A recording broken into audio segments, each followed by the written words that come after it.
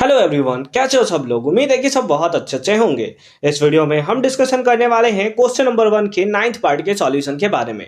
अगर आपने इसे प्रीवियस वीडियो अभी तक नहीं देखा, साथ ही साथ आने वाले वीडियोस का सॉल्यूशन देखना चाहते हो तो कंप्लीट प्लेलिस्ट का लिंक मिलेगा आपको डिस्क्रिप्शन में, तो एक बार डिस्क्रिप्शन आप जरूर चेक कर लोगे। फिलहाल क्वेश्चन नंबर 9th क्या है। क्वेश्चन नंबर 9th में हमें गिवन है that is the graph of voltage versus current of 4 different materials is shown below. Which of these 4 materials would be used for making the coil of toaster? यानी कि toaster के coil के लिए किसका use किया जाता है, PQRS।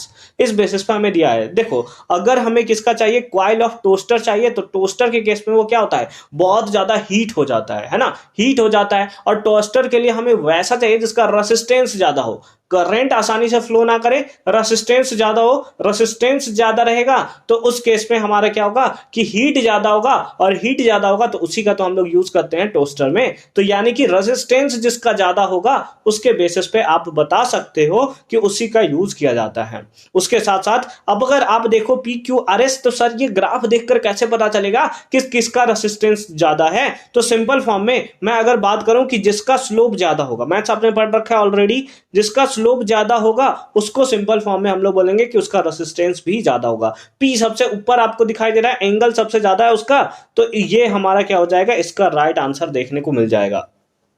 ठीक है, अगर आपको ऐसे समझ में आता है अच्छी बात है, वेल एंड गुड। ठीक है, अगर नहीं आता है तो चलो मैं एक और तरीका इसको प्रूव करके आपको दिखाता हूं कि कैसे होता है एक्चुअल में। ठीक है, जैसे आपने फॉर्मूला क्या पढ़ रखा है, ओम्स लॉ जो था, ये एक्चुअल में V और I के बीच में रिलेशन देता था, वो होता था V इक्वल्स टू क्या, IR।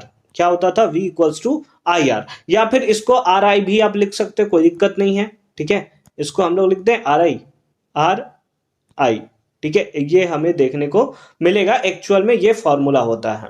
अगर हमें स्लोप ड्रॉ करना है, अगर हमें इसे ग्राफ ड्रॉ करना है, तो हमें लिखना पड़ेगा y equals to mx plus C, y equals to mx plus C. ये सर क्या लिख रहे हो सर, ये तो मैथ्स में हमने कुछ देखा था। हाँ बिल्कुल, ये है equation of the line, y equals to mx plus C. y के प्लेस पे कौन आएगा, v। देखो y एक्सिस में v देखने को मिल रहा है, x के एक्सिस में कौन सा आएगा, i। देखो x एक्सिस में आपको i देखने को मिल रहा है। लेकिन m किसके इक्वल है, तो r के इक्वल है। किसके इक्वल है, r के इक्वल है। यानी कि m का स्लोप, ये m क्या होता था, स्लोप होता था। स्लोप का फॉर्मूला क्या होता था, tan थीटा। क्या होता था, tan थीटा।